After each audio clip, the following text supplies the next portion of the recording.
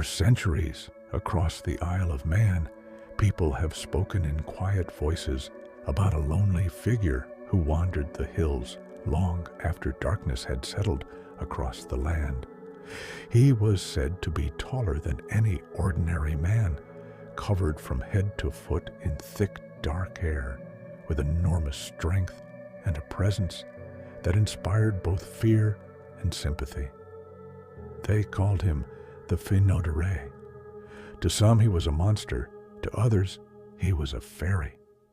But unlike almost every other creature in Manx folklore, the Fynoderee was remembered not for the harm he caused, but for the kindness he showed.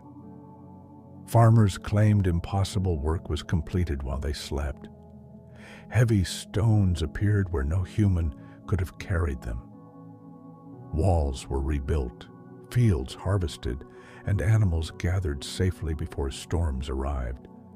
Nobody ever saw who had done the work, but by morning, the answer was always the same. The Fynoderee had passed through during the night.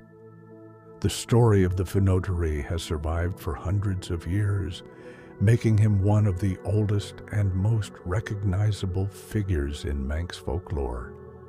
Long before modern roads crossed the island, before electricity illuminated its villages, and before tourists arrived to explore its coastline, people believed the Isle of Man shared its landscape with another world. They believed unseen beings lived beneath ancient hills, within deep glens, and beyond the mist that often rolled across the mountains. The island itself was thought to be a place where the boundary between our world and another was thinner than almost anywhere else. The Manx respected these unseen neighbors. Certain places were approached with caution. Bridges were crossed with polite greetings. Ancient mounds were avoided after sunset.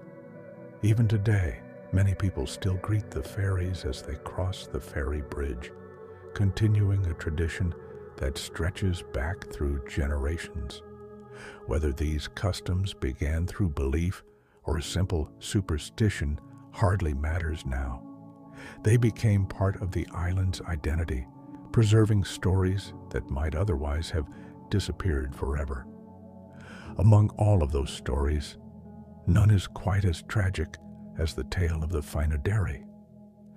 According to the oldest versions of the legend, the creature was not always the wild figure described by later generations. Long before he became known as the Fynoderee, he was called Fynoderee, a handsome member of the fairy folk who lived among his own people in peace.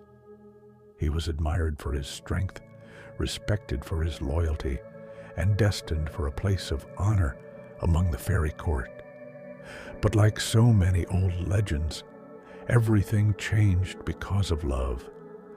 The stories tell us that Fynoderee fell deeply in love with a human woman. Some versions never reveal her name. Others describe her as a young woman whose kindness captured his heart, despite the ancient laws forbidding such relationships. The fairy world and the human world were never meant to become one. Those boundaries existed for a reason, and crossing them carried terrible consequences. When the relationship was discovered, punishment came swiftly.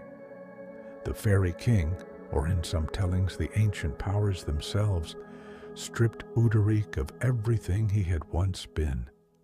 His handsome appearance disappeared beneath a thick coat of coarse, dark hair.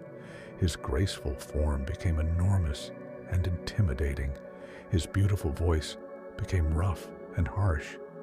Finally, he was banished forever from the fairy world, condemned to spend eternity wandering among humans, never fully belonging to either world again.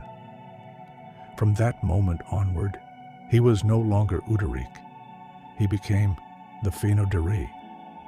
If the legend had ended there, it would simply have been another warning about forbidden love. But the most remarkable part of the story was only just beginning. Rather than turning against humanity for the suffering he had endured, the Fynoderee chose a different path. Instead of becoming a creature of vengeance, he became a silent guardian of ordinary people. Night after night, while entire villages slept, he traveled the countryside, helping those who struggled the most. Imagine waking before sunrise to discover your harvest already gathered, despite spending the previous evening wondering how you would finish before bad weather arrived. Imagine finding a stone wall completely rebuilt after it had collapsed during the night. Imagine discovering huge boulders moved into place where 20 strong men had failed the day before. These are exactly the kinds of stories that spread across the Isle of Man for generations. Again and again the same details appeared. Nobody asked the Fynoderee for help. Nobody paid him. He simply appeared wherever honest people faced impossible work. Some farmers claimed they occasionally caught glimpses of him beneath the moonlight. They described a towering figure working with incredible speed, lifting stones that should have been impossible to move and disappearing into the darkness before anyone could approach him. He seemed to avoid people whenever he could. It was almost as though he wanted his kindness to remain anonymous. That small detail has always fascinated me. Most legendary creatures demand something from humanity. They demand respect, sacrifice, fear, or obedience. The Fynoderee asked for nothing at all. In fact, the only thing he appeared to value was being left alone. And perhaps that tells us more about the legend than anything else.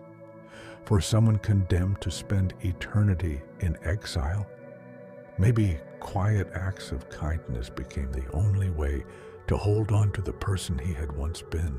It wasn't long before word of the mysterious helpers spread beyond individual farms and into villages across the island.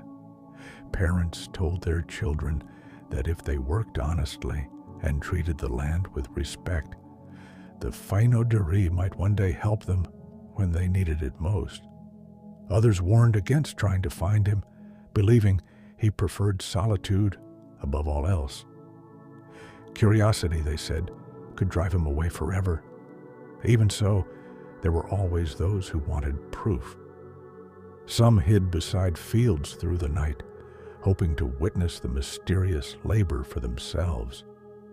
A handful claimed they succeeded. They spoke of a huge figure moving through the darkness with impossible speed, lifting stones as though they weighed nothing, dragging entire tree trunks across the ground, and repairing walls before silently disappearing into the mist. Whether these witnesses truly saw the Fynoderee or merely believed they had is impossible to know today, but the descriptions remained remarkably consistent wherever they were recorded. Perhaps the best-known story concerns a farmer who felt guilty that such a powerful being continued to work without reward. He believed the Fynoderee deserved comfort after years of wandering in rags. So one evening, he carefully placed a fine suit of new clothes where the creature would be certain to find them. The following morning, the clothes had vanished. At first, the farmer smiled, believing his gift had finally repaid the kindness shown to his family. But the days that followed were different. The mysterious help never came again. Fields remained untouched. Walls stayed broken. The Fynoderee had disappeared. Some versions of the legend say he was offended because the gift suggested his friendship could be bought. Others say accepting clothing released him from an ancient obligation. Another version claims he simply realized that humans no longer needed him. Whatever the truth, every telling ends the same way. The gift marked the end of his quiet visits. That strange detail appears in folklore far beyond the Isle of Man. Across parts of Britain and Northern Europe, there are tales of supernatural helpers who vanish forever after receiving clothes. Historians have debated its meaning for generations. Some believe clothing symbolized freedom from servitude. Others think it represented the breaking of an ancient bond between humans and the unseen world. It is one of those curious details that refuses to disappear, surviving in story after story despite the passing of centuries. As the Isle of Man changed, so did attitudes toward the old legends. Christianity spread across the island, bringing new beliefs and new explanations for the unknown. Some religious leaders warned that creatures like the Fynoderee were dangerous spirits whose apparent kindness concealed darker intentions. Others dismissed the stories altogether, describing them as little more than superstition left behind by an older age. Yet, despite those efforts, the legend endured. Families continued telling the story by candlelight. Shepherds still spoke of strange figures crossing distant hills. Farmers occasionally blamed impossible events on the lonely hairy giant who was said to wander after sunset. Even during the 18th and 19th centuries, when education and science began replacing many traditional beliefs, reports still surfaced from time to time. Travelers described seeing an unusually large figure watching from the edge of forests before disappearing behind rocks or into deep glens. Others found unexplained footprints far larger than those of any ordinary man. Most of these accounts cannot be verified, but they demonstrate something important. The Fynoderee was never completely forgotten. Somehow, the legend remained alive, while countless others slowly faded away. That raises an interesting question. Why this story? Why did one particular figure remain so deeply rooted in Manx memory? Perhaps because, unlike monsters that existed only to frighten people, the Fynoderee represented hope. He reminded people that even someone carrying an unbearable curse could still choose kindness over hatred. That is a remarkably powerful message for a legend hundreds of years old. Today, most historians describe the Fynoderee as nothing more than folklore. They argue that stories grow over time, changing a little with each generation until fact and fiction become impossible to separate. A mysterious noise in the night becomes a supernatural encounter. A neighbor secretly helping with a harvest becomes the work of an unseen giant. Over hundreds of years, ordinary events become extraordinary legends. It is certainly a reasonable explanation. Human beings have always used stories to understand the world around them. Before science could explain the changing seasons, violent storms, or unexplained disappearances, folklore filled the gaps. Every culture has its giants, its spirits, and its mysterious guardians. But there is something about the Fynoderee that refuses to fit neatly into that explanation. Unlike dragons, sea serpents, or mythical beasts, the Fynoderee was never described as a creature to be hunted or defeated. His stories are strangely consistent. Again and again, we hear of enormous strength, lonely behavior, secret acts of kindness, and an unwillingness to be seen.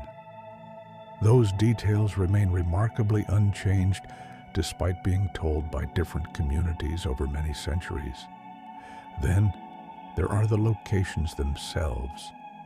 Many places connected with the Fynoderee lie close to ancient sites, old trackways, standing stones, and remote valleys that have carried spiritual importance since prehistoric times. Archaeologists see coincidence, folklorists see tradition, but others wonder whether the stories survived because people continued experiencing something they could never fully explain. Could there once have been a real individual living beyond society whose life slowly became legend? Was the Fynoderee simply an unusually large hermit whose extraordinary strength was exaggerated over generations? Could ancient memories of forgotten rituals have merged with local history until the original truth was lost forever? Or should we consider another possibility? Throughout history, almost every civilization has described encounters with mysterious wild men. From the woodwoes of medieval England to the big gray man of the Scottish Highlands and countless similar beings across Europe, stories of large human-like figures appear again and again. Most are dismissed as folklore, yet their similarities remain difficult to ignore. Perhaps the Fynoderee was never unique. Perhaps he was simply the Isle of Man's version of a mystery that appears wherever isolated communities meet the unknown. Of course, there is no scientific evidence proving that the Fynoderee ever existed. No verified photographs, no skeleton, no physical remains that can be studied today. From a historical perspective, the legend remains exactly that, a legend. Yet folklore has an unusual habit of preserving fragments of forgotten history.